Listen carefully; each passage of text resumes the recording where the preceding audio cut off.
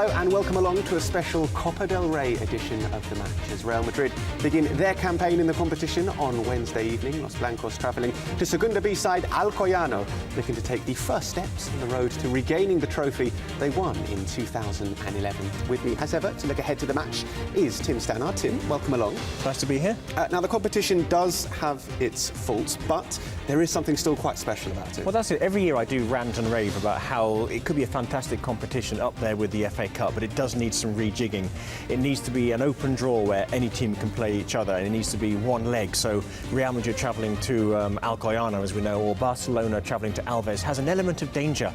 But as we know, it's two legs, and the first leg's away, so any bad result that any Primera team has can be rectified back at home. But there is still, we'll see later on, so there is still danger for a few Primera teams out there. Yeah, there certainly is. Let's take a look, though, at how Alcoyano celebrated being drawn against Real Madrid. Don't tell me this isn't special. Don't tell me there isn't a little bit of magic of little Alcoyano from the town of Alcoy coming up against Real Madrid. Yeah, just to give a bit of background who they are, they're from the province of Alicante, out on the east coast of Spain, and they're in the Group 3 of Segunda B, and that's the third tier of Spanish football.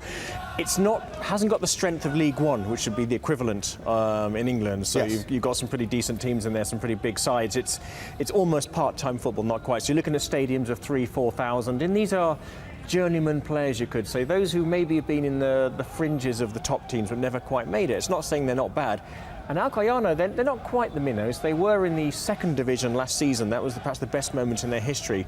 They came relegated, so they will be aware of the kind of level they're going to have to play at. And Real Madrid, I don't think they're going to play the full 11. So that does equal things a little bit. So it's a game that Jose Mourinho knows he'll have to take very seriously indeed. As Real Madrid, like a lot of teams, have had slip-ups over the years, and they won't want a repeat of that. No, they certainly won't. Alcoyano have won their last 6 matches in the Segunda B as well, so they're in good form. Let's talk a little bit about Real Madrid and who we think may or may not be featuring for them. Obviously, lots of injury problems, and we won't see quite a few first-team players, so it's a chance for some of the fringe players to get starts and get some minutes. It's going to be a lot of the other players on the 25-man squad, and it's a very, very powerful squad. So when we're talking about fringe players, we're looking at Kaká, and we're looking at Callejon, not bad, or Higuain, or players like that, or Carvalho. So I mean, this is what Jose Mourinho is looking to these players is to do the job, to put up a good fight, and to carry forward the name of Real Madrid. So he'll be looking for as professional performance, whether it's in the Clásico against Barcelona. If they're looking for the same commitment in this game in the Copa del Rey, we know that he's going to be travelling without Pepe, Ramos,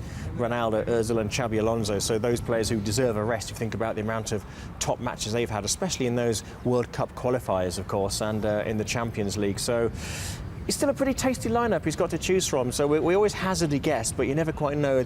The main decision really is which of the Castilla players perhaps he's going to bring into the lineup at this early stages. As the Cup progresses, you do tend to see a more standard starting 11 with first teamers, but this is the stage where you just want to blood a few youngsters and give some fringe players some minutes as well. And also get through with the minimum of fuss. One of the players that we both think is probably going to start is José Callejon. He's been speaking ahead of the match. I've always supported Real Madrid, and I was lucky enough to be a part of the club's youth setup.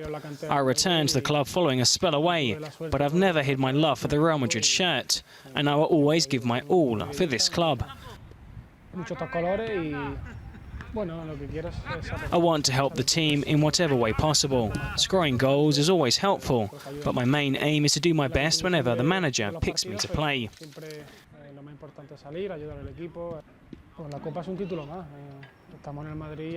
The Copa del Rey is another title up for grabs.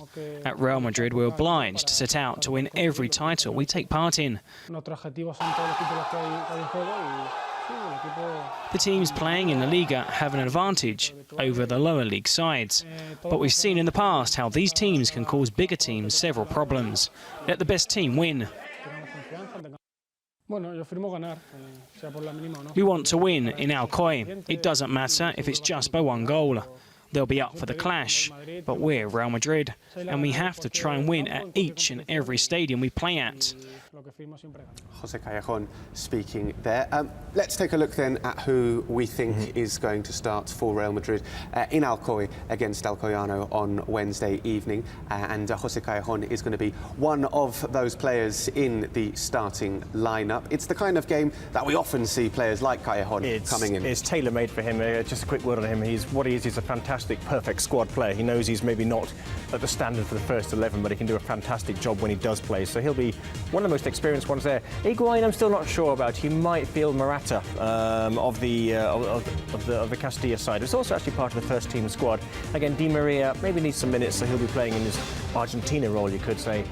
We talked about the players who'll be resting, so I think Albiol will be coming in at right back. Carvalho, we've not seen him yet much this season.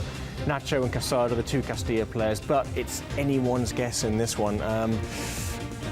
This could be very, very different indeed. It all depends on how much he wants to sort of maybe get the first tie out of the way and then maybe blood some of these youngsters like Nacho and Casado at the Santiago Bernabeu in the second leg. So you might want some of the first teamers to get the job done and then carry it over at the end of November, the second leg is. So we've got about a month to wait. No, absolutely. It is a very strong midfield, though, we've got with Essien and Kaká and Modric, in theory, all starting. That's who Tim thinks is going to start. I'll tell you one person who does probably know who is going to play for Real Madrid on Wednesday evening. That's Jose Mourinho, and the manager has been speaking at a press conference this afternoon. It's important. It's always important for Real Madrid.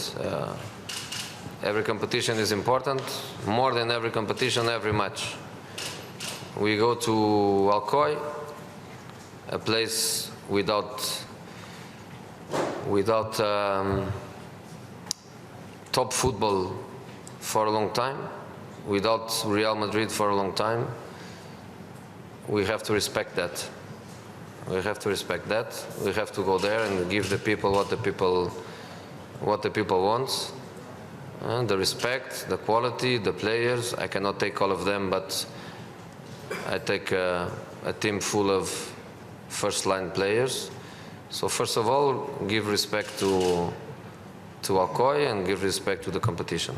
After that, try to do well. We won the competition 2 years ago. Last year, we went till quarterfinal or semi-final, something like that. So we progress, and we have to try not to make the kind of mistakes Real Madrid made in the past, recent past, by going out on the first round, on the second round. We have to try not to do that, for respect to ourselves, respect for Real Madrid, respect for the opponent, and respect for the competition. Jose Mourinho speaking there, saying they will go to Alcoy and show Alcoyano respect, but also there is no place for any slip-ups from Real Madrid on Wednesday evening. So Alcoyano against Real Madrid, just one of the ties in this round of the Copa del Rey. Let's take a look at some of the other fixtures, though, and pick out a few potential upsets. Now, Barcelona going up to the Basque Country to take on Alaves, who are going very well in the Segunda B. Let's talk a little bit, just briefly, about Llagostera against Valencia. Valencia, who are not in a particularly good run of form at the moment. This could be a tricky one. This is going to be a very tricky one.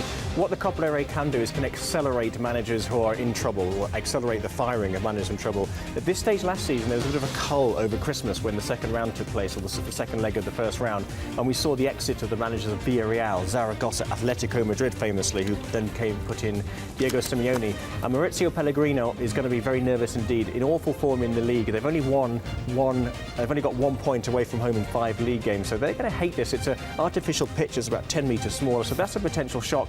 The other one to look out for there is Eibar against Athletic Bilbao. Athletic Bilbao, such a difference from last season when, well, so they got through to the final. They had a fantastic Europa League run, they had a fantastic Copa del Rey run, a good league form.